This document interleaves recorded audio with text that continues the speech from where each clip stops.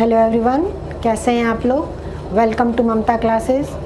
आज हम लोग नया टॉपिक सीखेंगे और वो है यूज़र्स ऑफ अकाउंटिंग इंफॉर्मेशन या parties interested in accounting information. हम जो अकाउंटिंग इंफॉर्मेशन प्रिपेयर करते हैं in the form of profit and loss account and balance sheet plus एक और स्टेटमेंट होता है, उसको हम बोलते हैं कैश फ्लो स्टेटमेंट। वो किसके लिए इम्पॉर्टेंट है या उसको यूज़ करने वाले पार्टीज़ कौन कौन हैं।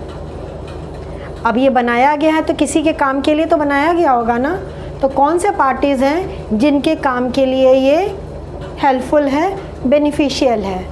तो इसमें दो तरह के पार्टी होते हैं, पहला इंटरनल यूज़र्स और दूसरा एक्सटर्नल यूज़र्स। तो बिज़नेस इंफॉर्मेशन को यूज़ करने वाले बेसिकली दो कैटेगरी में डिवाइड हुआ है। तो इंटरनल यूज़र्स मतलब जिनका डायरेक्टली बिजनेस से रिलेशन है, उनको हम इंटरनल यूज़र्स बोलते हैं। इंटरनल यूज़र्स डायरेक्टली इंटरेस्टेड होते हैं बिज़नेस में, डायरेक्टली इन्वॉल्व होते हैं बिज़नेस में और उनका इंटरेस्ट बिज़नेस से रिलेटेड इंफॉर्मेशन में डायरेक्टली होता है। तो पहला पर्सन जो इंटरनल यूज़र के कैटेगरी में आते हैं वो है ओनर्स। अब ओनर यानी कि बिज़नेस के मालिक, उनका तो सब कुछ लगा हुआ है बिज़नेस में, तो ऑब्वियस है वो सबसे पहला पर्सन है जो इंटरेस्टेड रहेंगे अपने बिज़नेस के फाइनेंशियल इंफॉर्मेशन की जानकारी हासिल करने के लिए। वो जानना चाहेंगे कि बिज़नेस प्रॉफिटेबल है या नॉन प्रॉफिटेबल है, बिज़नेस हम जो रन किए हैं उससे फ़ायदा हो रहा है या नुकसान हो रहा है, बिज़नेस का फाइनेंशियल कंडीशन कैसा है, बिज़नेस का कैपिटल मिसयूज़ तो नहीं हो रहा है, जितना एक्सपेक्टेशन है उतना उनको प्रॉफिट बिज़नेस से अर्न हो रहा है कि नहीं हो रहा है। दूसरा है मैनेजमेंट। अब मैनेजमेंट को फाइनेंशियल इंफॉर्मेशन चाहिए in order to smoothly run the business. अगर उनके पास सारा इन्फॉर्मेशन अवेलेबल रहेगा तब तो वो प्रॉपर प्लानिंग, फ्यूचर से रिलेटेड बजट एफिशिएंटली सारे चीज़ को मैनेज कर पाएंगे। और इसके लिए उनको डाटा चाहिए। डाटा उनको कहाँ से मिलेगा, इन्फॉर्मेशन कहाँ से मिलेगा? From the financial statement in the form of profit and loss account, balance sheet and cash flow statement. अब कैश फ्लो स्टेटमेंट भी एक स्टेटमेंट होता है जिसमें हमको पता चलता है कि बिज़नेस में कैश कहाँ कहाँ से आया और कैश हम कहाँ कहाँ यूज़ किए। ये कैश के मूवमेंट के बारे में हमको बताता है, ठीक है ना। तो अब एक्सटर्नल यूज़र्स में कौन आ जाएंगे? एक्सटर्नल यूज़र्स हम उनको बोलेंगे जो डायरेक्टली बिज़नेस में इन्वॉल्व नहीं हैं, ये आउटसाइडर्स हैं टू द बिज़नेस, लेकिन उनको इन्फॉर्मेशन चाहिए आपके बिज़नेस से रिलेटेड, क्योंकि कुछ ना कुछ ट्रांजैक्शंस आप उनके साथ करते हैं और नहीं भी करते हैं तो they need certain information. Just like government department, income tax department है गवर्नमेंट डिपार्टमेंट में, जीएसटी डिपार्टमेंट है, वो तो जानना चाहेंगे ना आपके फाइनेंशियल पोजीशन के बारे में, आपके प्रॉफिट के बारे में। तो एक्सटर्नल यूज़र्स में कौन कौन हो जाएंगे? पोटेंशियल और न्यू इन्वेस्टर्स। पोटेंशियल मतलब जो बिज़नेस में इन्वेस्ट करने के लिए इच्छुक हैं, प्रॉस्पेक्टिव इन्वेस्टर्स। अब वो बिना छानबीन किए आपके बिज़नेस में इन्वेस्ट तो नहीं करेंगे, पहले आपका सारा पास्ट हिस्ट्री रिकॉर्ड्स छानबीन कर लेंगे, तभी डिसाइड करेंगे कि आपके बिज़नेस में उनको पैसा इन्वेस्ट करना चाहिए या नहीं करना चाहिए। दूसरे हो गए क्रेडिटर्स। क्रेडिटर्स वो पर्सन या पार्टीज़ होते हैं जो आपके बिज़नेस में उधार सामान देते हैं, उनको हम क्रेडिटर्स बोलते हैं। तो ऑब्वियस है ये हमारे बिज़नेस से अगर कुछ लेन देन करेंगे तो पहले आपका पास्ट रिकॉर्ड्स देख लेंगे, तभी आपको कुछ उधार देंगे, ऐसे नहीं देंगे। नेक्स्ट है लेंडर्स। लेंडर्स का मतलब जो आपको लोन या कैश उधार देते हैं, तो बिना आर्थिक स्थिति आपका जाने हुए वो कुछ भी आपको उधार नहीं देंगे। और आपकी आर्थिक स्थिति कैसे पता चलेगा उनको? by your financial statement in the form of profit and loss account and balance sheet. Understood? Next जो पार्टीज़ हैं वो एम्प्लॉयज़ हैं। अब एम्प्लॉयज़ तो आप बोले हैं कि मैम वो तो डायरेक्टली बिजनेस में ही इन्वॉल्व हैं तो इन्वॉल्व बाबू, लेकिन वो आपके सारे अकाउंट्स बुक को तो देख नहीं सकते हैं ना, उनको राइट नहीं है, ठीक है ना। लेकिन वो एक्सटर्नल पार्टीज़ के कैटेगरी में आएंगे, क्योंकि अगर बिजनेस ज़्यादा प्रॉफिट अर्न की है तो they expect something more than there salary. Basic salary या बेसिक वेज के अलावा भी उनको कुछ एडिशनल देना बनता है बिजनेस के द्वारा। अगर बिजनेस ज़्यादा प्रॉफिट अर्न की है तो they will demand for bonus, incentives, तो they are also external parties. And the last one, last but not the least, government department में इनकम टैक्स डिपार्टमेंट आ गया। वो तो आपका पूरा हिसाब किताब छानबीन करेंगे ही करेंगे कि आपने जो टैक्स जमा किया है वो सही जमा किया है या नहीं, या आपने अगर नहीं किया है तब भी वो करेंगे। रेट तो करते हैं ना, इसीलिए तो करते हैं ताकि उनको पता चल जाए कि अगर आपने जेन्युइन टैक्स पेमेंट नहीं किया है तो कितना आपने टैक्स छुपाया है, कितना ब्लैक मनी आपके पास है। उसी तरह से जीएसटी डिपार्टमेंट, वो भी गवर्नमेंट एजेंसीज़ के कैटेगरी में आ जाता है और एक्सटर्नल पार्टीज़ हैं, उनको भी इंफॉर्मेशन चाहिए। आपने अगर गुड सेल किया है तो you have to deposit GST to the government. Understood? तो दो कैटेगरी हमारा आ गया, एक्सटर्नल एंड इंटरनल पार्टीज़। ये टॉपिक आपको क्लियर है? अब हम नए टॉपिक पे चलेंगे। नया टॉपिक है आपका qualitative characteristics of accounting information.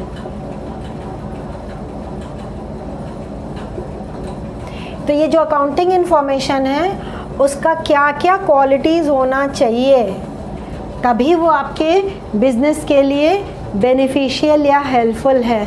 अगर ये कैरेक्टरिस्टिक्स नहीं है तो बिजनेस के पॉइंट ऑफ व्यू से वो इम्पॉर्टेंट नहीं होगा, उसके लिए बेनिफिशियल नहीं होगा।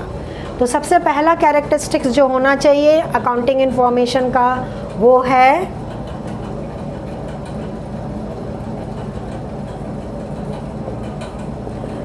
रिलायबिलिटी।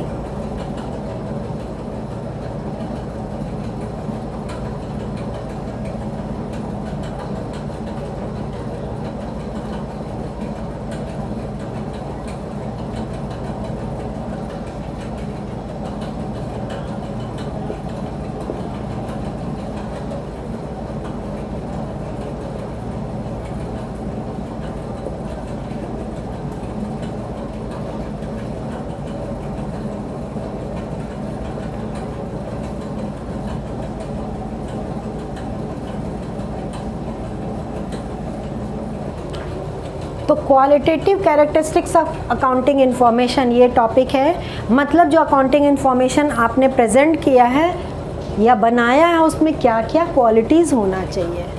तो सबसे पहला जो बेसिक क्वालिटी होना चाहिए आपके अकाउंटिंग इंफॉर्मेशन में वो है रिलायबिलिटी। रिलायबिलिटी का मतलब भरोसेमंद। आपने जो अकाउंटिंग इंफॉर्मेशन प्रेजेंट किया है उस पर आसानी से भरोसा किया जा सके, उस पर भरोसा आपको करवाना है तो क्या होना चाहिए, उसमें सारा जो इन्फॉर्मेशन अवेलेबल होना चाहिए वो सही होना चाहिए। It should present the true and fair picture of your profit and loss account and balance sheet. उसमें कुछ ऐसा चीज़ आप इंक्लूड नहीं कीजिए जिस पे भरोसा ना किया जा सके। बहुत लोग होते हैं कि अपने एक्सपेंस को बढ़ा देते हैं प्रॉफिट को कम दिखाने के लिए। अगर प्रॉफिट कम होगा तो इनकम टैक्स कम देना पड़ेगा, सेल्स को कम दिखाते हैं, सेल्स कम होगा तो जीएसटी कम जमा करना पड़ेगा। तो इस तरह का काम करते हैं। तो जो इस तरह का घपला कर दिया अकाउंट्स में तो वो तो भरोसेमंद इन्फॉर्मेशन नहीं प्रोवाइड कर रहा है। तो accounting information should be reliable. पहला कैरेक्टरिस्टिक्स यही होना चाहिए, यही क्वालिटी होनी चाहिए। दूसरा है रेलेवेंस, यानी अकाउंट्स में जो इन्फॉर्मेशन होना चाहिए वो रेलेवेंट होना चाहिए, उचित इन्फॉर्मेशन देना चाहिए आपका अकाउंटिंग इन्फॉर्मेशन। मतलब कि वो इन्फॉर्मेशन जो बिज़नेस के पॉइंट ऑफ व्यू से इम्पॉर्टेंट है और जो बिज़नेस से रिलेटेड है वो आपके बुक्स ऑफ अकाउंट्स में रिकॉर्ड ज़रूर होना चाहिए। जो इर्रेलेवेंट आइटम है उसको रिकॉर्ड नहीं करना होता है। आपको बोला जाता है ना एग्ज़ाम में सिर्फ रेलेवेंट चीज़ ही लिखिए, टू दी पॉइंट लिखिए, ऐसे फालतू चीज़ आपने आंसर बुक में नहीं लिखिए। उसी तरह से अकाउंट्स में भी कहा गया है कि जो रेलेवेंट डाटा है उसी को लिखिए, जो इर्रेलेवेंट डाटा है उसको मत लिखिए। जो आपके बिज़नेस से रिलेटेड नहीं है उसको आप बिज़नेस के बुक्स में क्यों लिखेंगे। से फॉर इंस्टेंस 1 दर्जन आपने चेयर्स खरीदा और पेमेंट आपने बिज़नेस के अकाउंट से ही कर दिया। अब 1 दर्जन जो चेयर्स खरीदा है आपने, उसमें से 8 चेयर्स बिज़नेस पर्पस के लिए यूज़ हो रहा है और 4 चेयर ओनर अपने घर के लिए ले गया। तो बिज़नेस के पॉइंट ऑफ व्यू से रेलेवेंट कितना चेयर्स परचेज़ हुआ? 8 चेयर्स है ना। तो 8 चेयर्स का जो कॉस्ट है वही रिकॉर्ड होना चाहिए। 4 चेयर्स का जो कॉस्ट है वो बिज़नेस के बुक्स में रिकॉर्ड नहीं होना चाहिए। तो रेलेवेंट होने के लिए वो आपके डिसीज़न को, फ्यूचर प्लानिंग को अफेक्ट करना बनता है, उस डाटा को तो रेलेवेंट माना जाएगा। अगर आपके बिजनेस डिसीजन को अफेक्ट नहीं कर रहा है तो वो इररेलेवेंट हो जाएगा।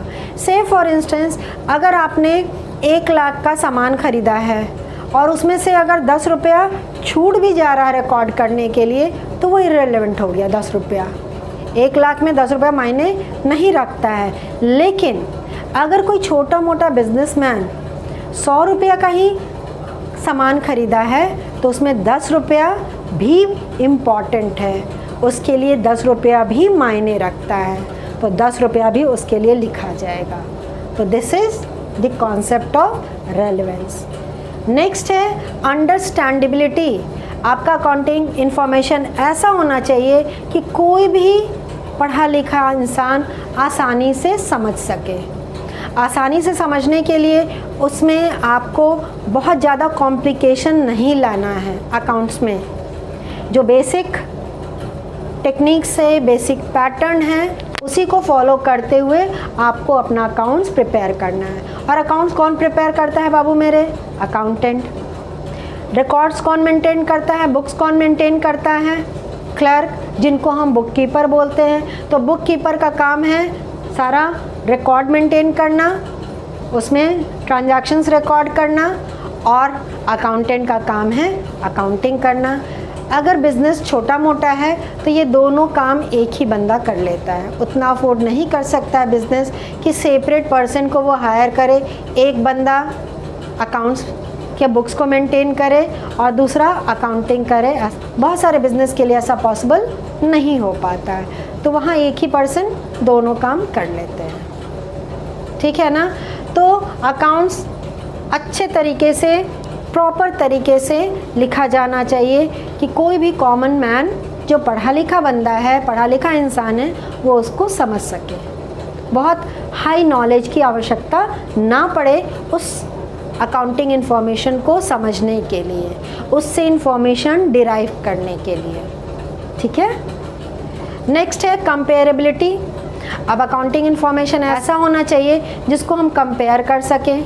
अब कंपेयर किसके साथ करना है? किसी दूसरे बिज़नेस के साथ भी कर सकते हैं जो सेम लाइन ऑफ बिज़नेस में इंगेज्ड हैं। अगर आप ज्वेलरी का बिज़नेस कर रहे हैं तो ज्वेलरी वाले दूसरे बिज़नेस के मैन के साथ ना कंपेयर करेंगे, तभी तो सही बनेगा ना। अब एक ज्वेलरी का बिजनेसमैन है और दूसरा से फॉर इंस्टेंस फुटवेयर का है, तो वहाँ कैसे आप कंपेयर करिएगा? दोनों का नेचर सेम होना चाहिए। अब यहाँ आप 11th में आ गए तो आप अगर कॉमर्स लिए हैं तो आपका परफॉर्मेंस किसके साथ कंपेयर किया जाएगा? दूसरे स्टूडेंट जो कॉमर्स के स्ट्रीम से हैं, साइंस वाले के साथ तो आपको कंपेयर कर नहीं सकते हैं, आर्ट्स वाले के साथ तो कंपेयर कर नहीं सकते हैं। तो nature of business should be same in order to compare. उसके अलावा अब अपने परफॉर्मेंस को ही कंपेयर कर सकते हैं with the past performance.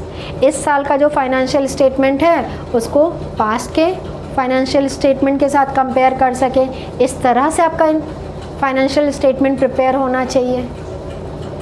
Compare करने में भी मुश्किल नहीं आनी चाहिए। और लास्ट है फेथफुल प्रेजेंटेशन। जो भी आपने प्रेजेंट किया है वो भरोसेमंद होना चाहिए, कोई भी उस पर आसानी से भरोसा कर सके। आपने उसमें कुछ भी मैनिपुलेशन नहीं किया है। अगर मैनिपुलेशन कर दिया तो सब उसमें घपला हो गया ना, तो कैसे आपका भरोसेमंद हुआ अकाउंटिंग इन्फॉर्मेशन। तो इट शुड बी फेथफुल। देखिए 11th में आपका कुछ थ्योरी भी आता है और थ्योरी कवर करता है 25 से 30 मार्क्स का, इसलिए हम थ्योरी पोर्शन पे भी फोकस कर रहे हैं और समझाने की कोशिश कर रहे हैं ताकि आपको अच्छे से समझ में आ जाए।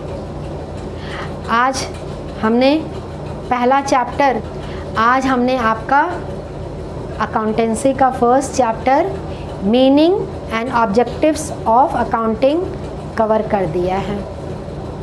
नेक्स्ट क्लास में हम लोग नेक्स्ट चैप्टर का टॉपिक्स को पढ़ेंगे। तो मिलते हैं नेक्स्ट क्लास में, तब तक अपना ख्याल रखिए, खुश रहिए, बाय।